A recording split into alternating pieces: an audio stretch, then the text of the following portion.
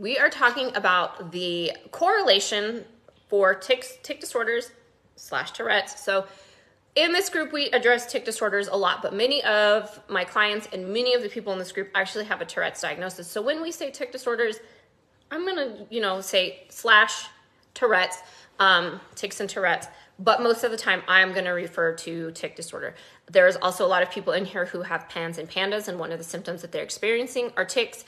We're going to use that all as a catch-all laundry basket for those different symptoms and terms, but really we're going to talk about tic disorders and serum vitamin D levels. This study was conducted in Shanghai in China, and we're going to talk about vitamin D levels. We're not going to just talk about vitamin D levels, but we're going to talk about all of the things that go into supporting your immune system and vitamin D levels. So why do we want to look at this? You're going to hear me time and time again talk about your immune system. Why? Because more and more studies are showing that children with tics and Tourette's have dysregulated immune systems. Well, what does that mean? Why do we have a dysregulated immune system? There are so many factors that go into a dysregulated immune system, and low vitamin D can be one factor. I want everybody to remember that. Part of working with me and working with my team is we're going to put together all the pieces of the puzzle, and we need all of those pieces. If we just have vitamin D, we have one little piece. If we have diet, we have another little piece. We need to have all those pieces of the puzzle. So we're going to talk about today. So in this study, they had a selection of 2,960 children with Tourette's and tics, and then they had a control group. So that control group is that group that's what they would consider healthy, and that was 2,655 children. And they looked at ages 5 to 14. And this was at the Department of Neurology at the Shanghai Children's Hospital. So we looked at this really big sample size of children, okay? What they did was test their vitamin D levels and then take a look at that. So they're not looking at any other factors. We're going to talk about other factors that can go into this morning. So what we are looking at is the proportion of the people that they tested. They noticed that the vitamin D deficiency in the tic disorder group was significantly higher than that of the control group. So they took all of these kids with diagnosed tic disorders and tested them. And then they took all of these kids in this control group that were healthy and they tested them. And what they found is this group of children with tic disorders, their deficiencies were much higher in that group. There were many more children with the deficiencies. And so what they really found is it was most significant in children over the age of 9. So they did all of this blood work, they looked at all of these tests, and then they discovered that it was more significant in children over the age of 9. So yes, this study, this conclusion really correlates a deficiency in vitamin D and tic disorders. So what the conclusion of the study shows is that there is definitely correlation in the people that they tested for vitamin D deficiency and tic disorders in these Chinese children. And it was really more pronounced in children over the age of 9. So let's dig into, great study. There's some correlation. But let's dig into all of the factors that can go into why we have vitamin D deficiency in the first place. Okay, so what are some of the causes of vitamin D deficiency?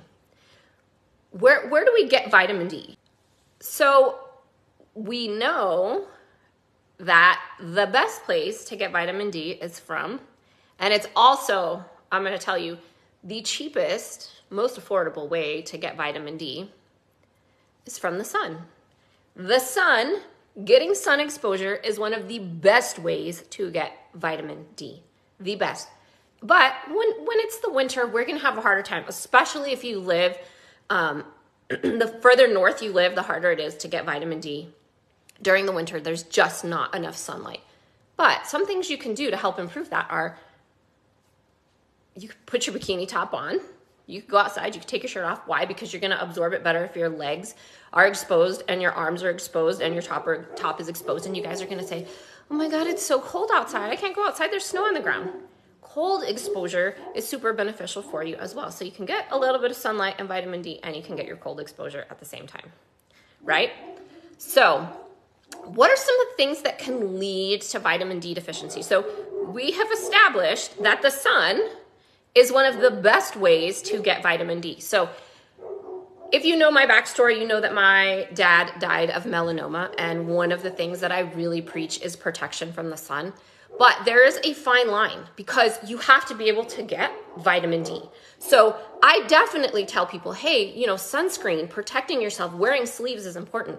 But there are certain times of the day where you're going to be able to get sunlight where the UV rays are not going to be as high. So going out, between at about 10 in the morning or later in the evening to get the sunlight is good. Or, if you're going to go out at noon, don't go out at noon unprotected for more than about 20 minutes. Then you can put on your sunscreen. Then you can put on your protective layers. Then you can put on your hat. I have had skin cancer removed from myself. So there is a very fine line in the sun exposure part. And we also know that seed oils can contribute to being more sensitive to the sun. So if you're eating a lot of foods that have crappy seed oils in them, that can also impact the way that you utilize the sun. So there's that piece, right? There's that piece. So sun is the best place. You can also get vitamin D from things like salmon and cod liver oil. It is harder to get vitamin D from food. You may notice that like your milk is fortified with vitamin D. It is harder to get vitamin D from your food. So there's a few things. But what really can lead to vitamin D deficiency? Why are we seeing all of these low levels? Well, one, it could be maybe we're not getting enough of that sun exposure. So there's that factor that we can say that. Sunlight is one of the best things you can do. It regulates your circadian rhythm. You go out in the morning without your sunglasses on, you're going to sleep better at night because having that sunlight helps to regulate your circadian rhythm, and you get vitamin D. So some of the things that can lead to deficiency are genetics. Genetics is one way. Genetics is not the be-all, end-all for vitamin D deficiency because you can have, there's two genes that I look at with my clients for vitamin D deficiency, and you can not have those genes and you can still have vitamin D deficiency because you have a bunch of other stuff going on. So one is genetics. There's a couple of genes for vitamin D deficiency. And we know, I've looked at thousands of genetic reports, both my own clients and as I'm training physicians and nurse practitioners and other providers to use genetics in their practice. When I look at theirs as well, we can see that those people typically who have the genetic predisposition to low vitamin D always have a low serum vitamin D, and they have to really work significantly harder to get those levels up. And one of those ways is by taking a vitamin D supplement if there's genetic predisposition there. The other thing is leaky gut. So maybe you have a lot of inflammation going on. Maybe you are eating a lot of foods that don't agree with your body. Maybe you have some sensitivities. Maybe you have predisposition to celiac disease. Maybe you're eating a lot of grains. Maybe there's some mold going on. What happens inside of the gut? Because we absorb about 90% of our nutrients in our small intestine. If your gut's a hot mess, you are going to have a harder time absorbing nutrients. And you actually create the right kind of vitamin D in your body. We're going to talk about that in a minute. But leaky gut and gut issues can definitely lead to not just D deficiency, but all sorts of other deficiencies. Because what happens is things with phytonutrients, so things like grains, really, for the most part, keep us from absorbing the nutrients that we need to absorb. They can cause a lot of inflammation. Egg whites can keep us from absorbing certain nutrients.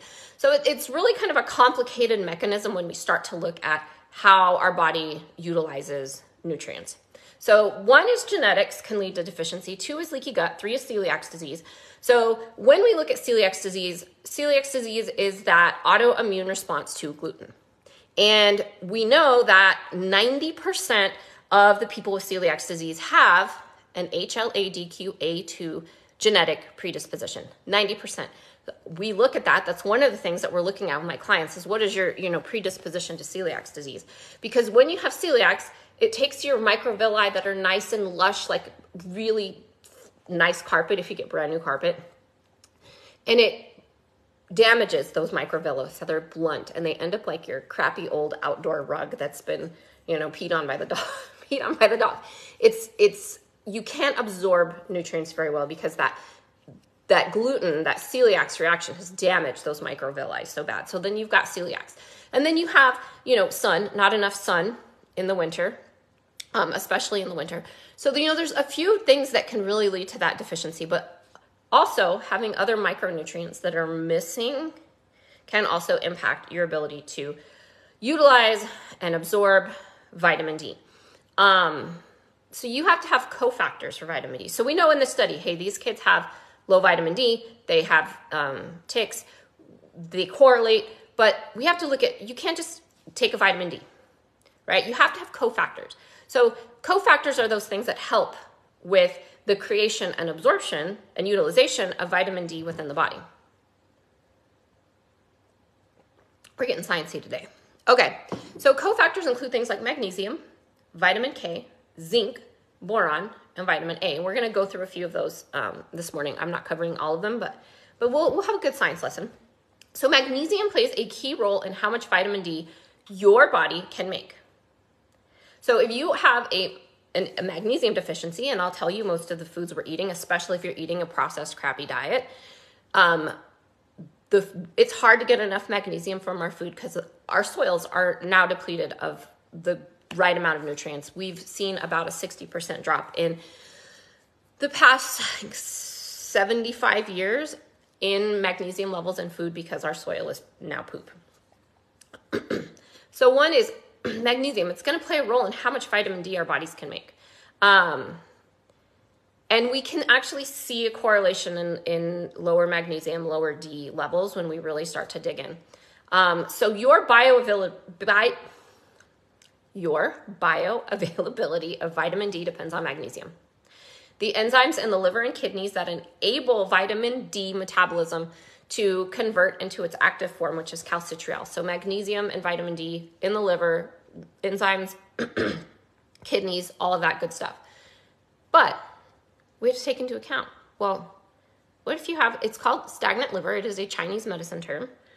What if you are overburdened with toxins and you don't have enough of the other nutrients in your body to detoxify, to help you detoxify properly? Because yes, your liver is your filter, but you also have to have nutrients in the 3 phases of detoxification of the liver to feed that process. So what if your gut's a mess and you're not absorbing all the nutrients you need? And then you have a liver that's not detoxifying well. And then you can't properly convert your vitamin D and your magnesium. So you have to look at all of these factors, which is one of the things that we're doing, you know, with clients. Another cofactor is zinc. Zinc is really important. You can overdo zinc, especially if you have a genetic predisposition to macular degeneration. You cannot go out and take 50,000 tons of zinc. That is not a good thing to do.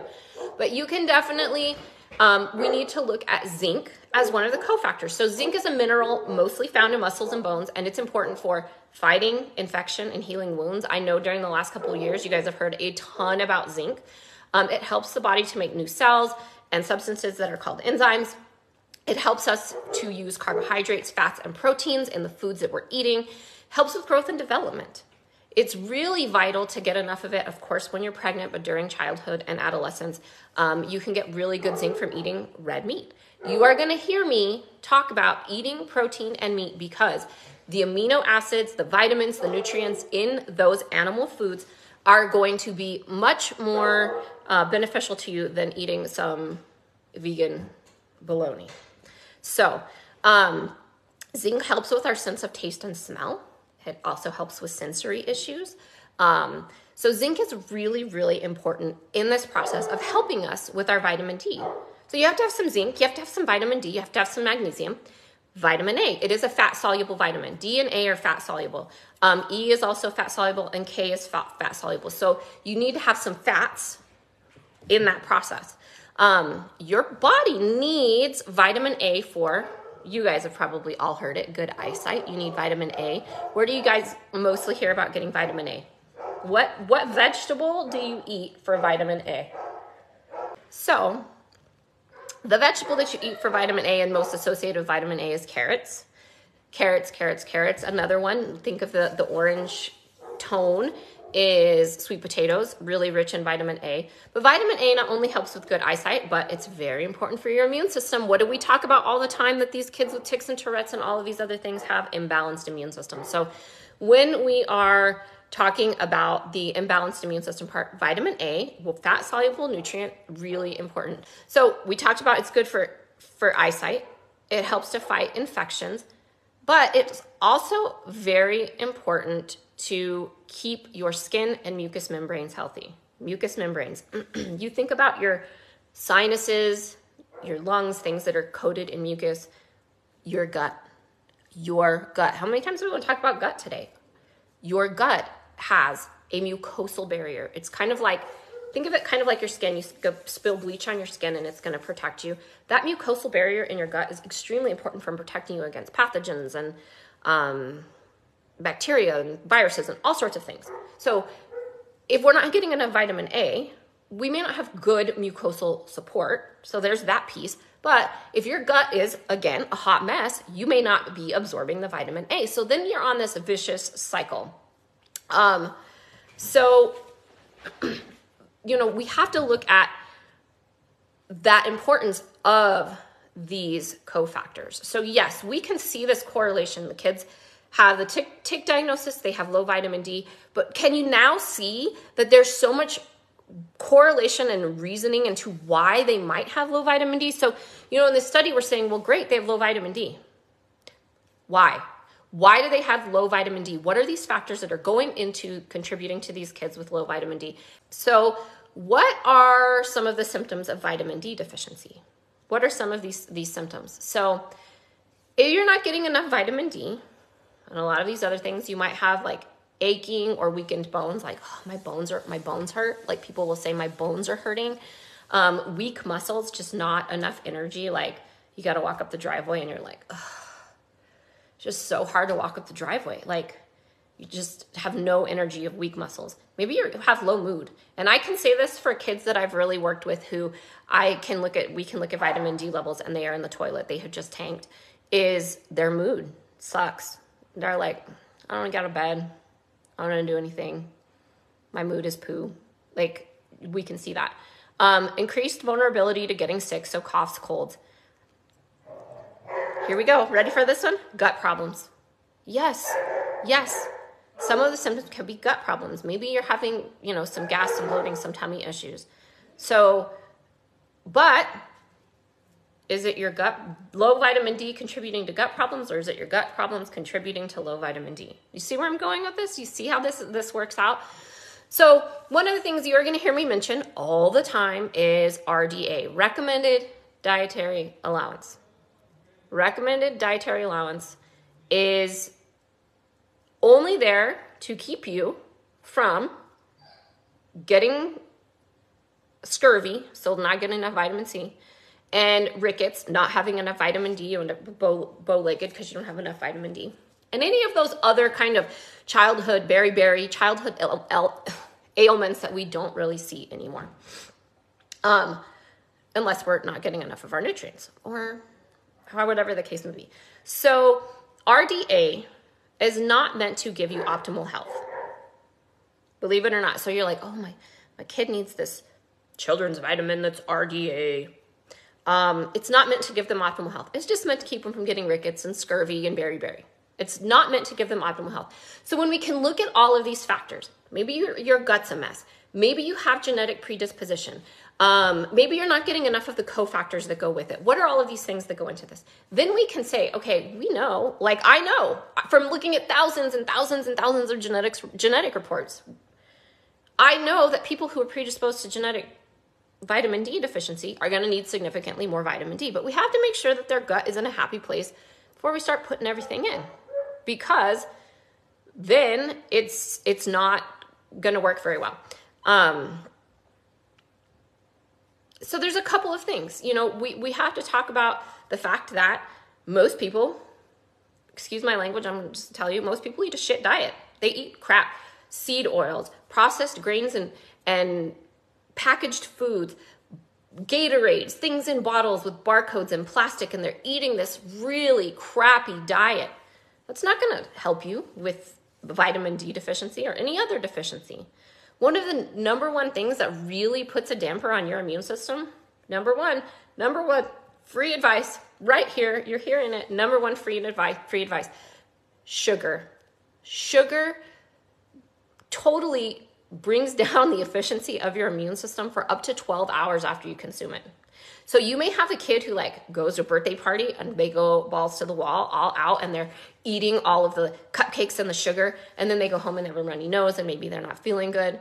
And it's from sugar. It's the inflammation. We've seen studies where we know that sugar increases your cold and flu-like symptoms, and it decreases your immune system. So you go to this birthday party, you eat all the sugar, you're around all the kids with germs, and then 2 days later, your kid's sick. And then you're like, oh, freaking birthday parties. My kid gets sick every time we go to a birthday party. Well, now you know why. Now you know why they're getting sick every time you go to a birthday party. So you have to keep that piece in mind. So this is a great study. It's a really good study. It's looking at, there's this correlation. There are these things that go together when we're looking at your health and your wellness. And we can see these kids, they studied all of these kids, like over 5,000 kids. Yes, part of them were a control group. And they noticed that the vitamin D deficiency was significantly higher in kids with tic diagnosis. But then they stop. This is what we found. Well, why? Why did you find that? We have to start asking those questions and start to look at what is going on inside the body. We have to look at all of these things.